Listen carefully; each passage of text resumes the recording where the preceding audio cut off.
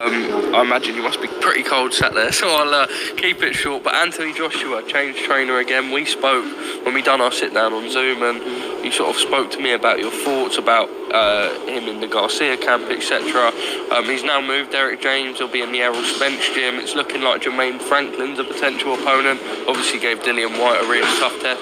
I quite like it as an opponent for myself. I feel like you change your trainer.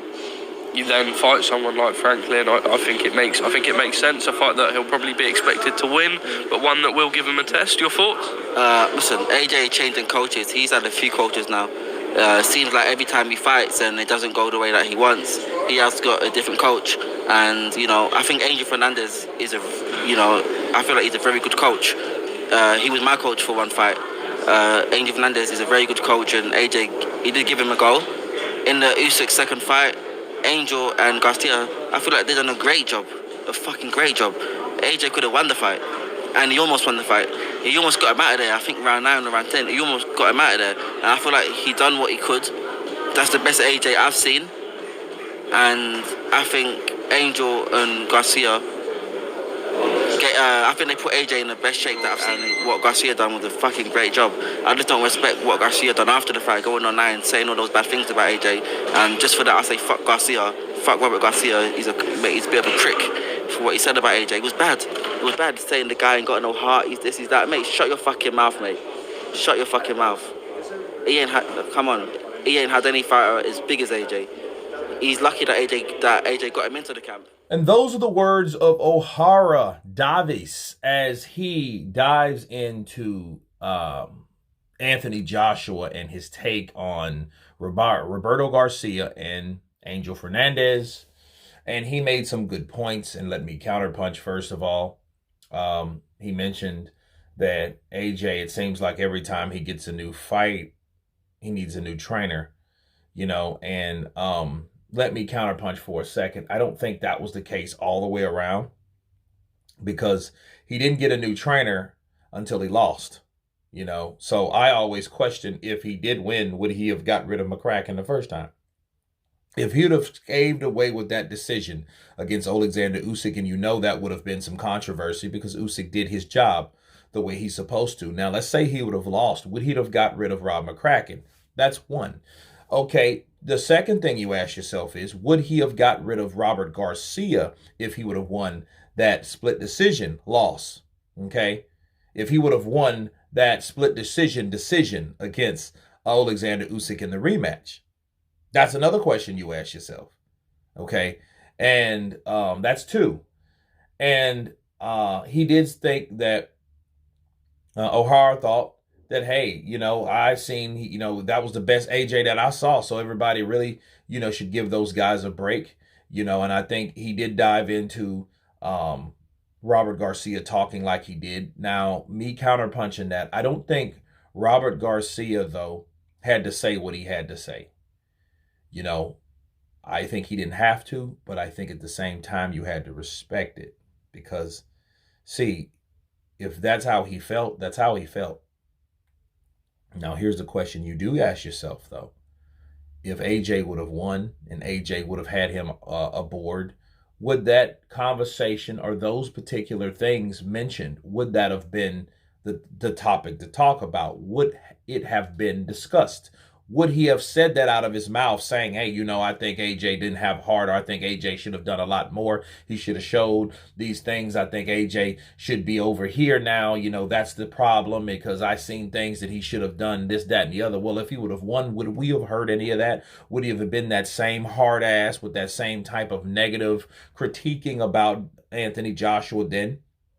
That's the question you ask yourself, because, it seems to me on both ends, on Joshua's end and on Roberto Garcia's end, that both guys pretty much claimed like used each other for each other's, disappointments or how the decision came through.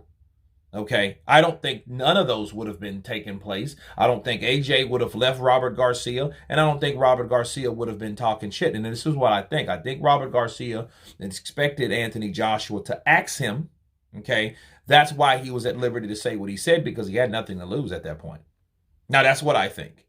Now with Angel Garcia, Ohara said, hey, Angel did a really good job with getting him there and this, that, and the other, and he says just say that Robert should have shut his mouth. Well, for all uh, um, for all purposes of just being fair and professional, um, he could have, again, he could have shut his mouth. He could have said that a different way. I've heard those where in Spanish and in English, and they all sound the same.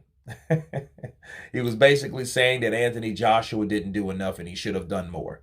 That's what he said. And if he wants to get better, he should come to my gym in the Americas because he has it too soft in the UK. That's exactly what he said. Okay, so there's no way around that. There's no way to interpret that. Whatever, you said the same shit. So there you go. So Ohara was blasting Roberto Garcia when maybe Garcia could have. Maybe he did take it too far.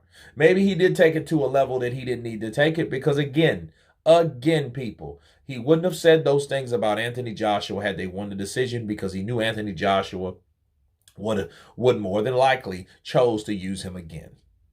But anyway, you guys tell me what you think of Ohara Davies diving into his particular I do want to cover one more thing he did say about the new trainer. Well, him getting a new trainer now is probably because Robert did talk stuff. He did talk smack. So yeah, he's definitely going to get someone fresh because he didn't like the disrespect. And you have to look at you being a fighter. Would you like to be working with someone that's talked all that stuff about you to someone else versus you? Counterpunch. Think about it.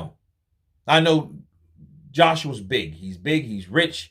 It's lucrative to work with him. That particular opportunity, to get, what I mean? That's a duty to have. It's an honor to have a lot of times. It's a big task. But at the end of the day, do you think that Anthony Joshua would want to really work with Roberto Garcia, after that?